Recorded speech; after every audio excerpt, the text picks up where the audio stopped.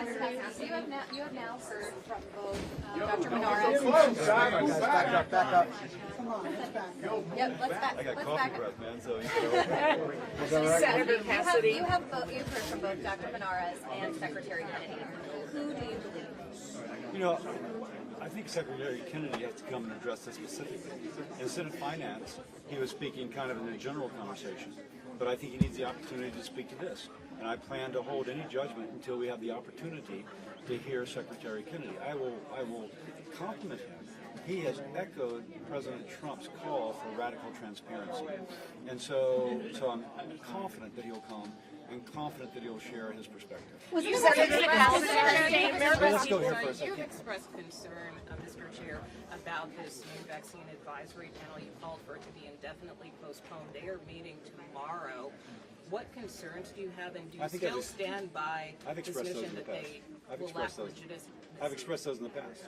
So I have nothing to add to what I've previously said. Did what you hear today, Senator, make you more concerned about Secretary Kennedy's job performance? Again, I'm going to wait until Secretary Kennedy has a chance to respond. I'm not going to prejudge. And Senator Cassidy, if the vaccine advisory panel makes recommendations, if the vaccine advisory panel makes recommendations to change the childhood vaccine schedule, should the American people have confidence in that decision?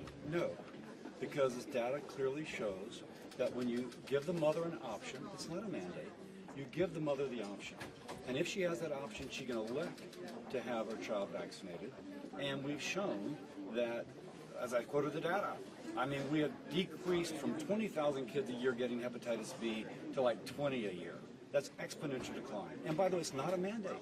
It's just something that the mother can have should she wish.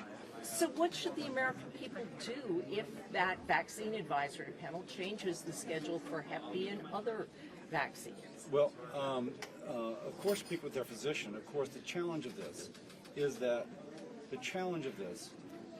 insurance won't cover it. So it becomes a financial hardship. And then I can't answer that because you always have to balance the patient's pocketbook with their health. Now, if the child gets vaccinated at age 4, most likely, and today, because of our success at preventing hepatitis B, the child will be okay. But I can promise you, there will be some hepatitis B transmission. So it's a play politics with vaccines. Do you clarify? Thank you, Mr. Chairman. I have one more.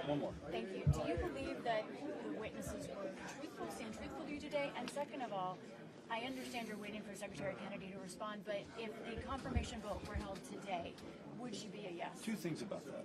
One, I'm going to let the witnesses' testimony and how they delivered it speak for itself. I don't think I have to weigh in. The American people, the whole reason we did this is because I'm here to let the American people judge for themselves.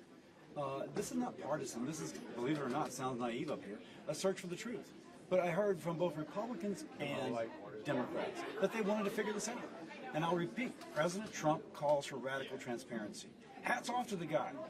So that's what we're trying to do. And your question as regards, your second part of your question, assumes that I've made a judgment.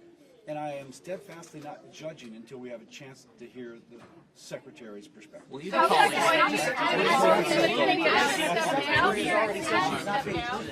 Senator, the Secretary has already said she's not being truthful.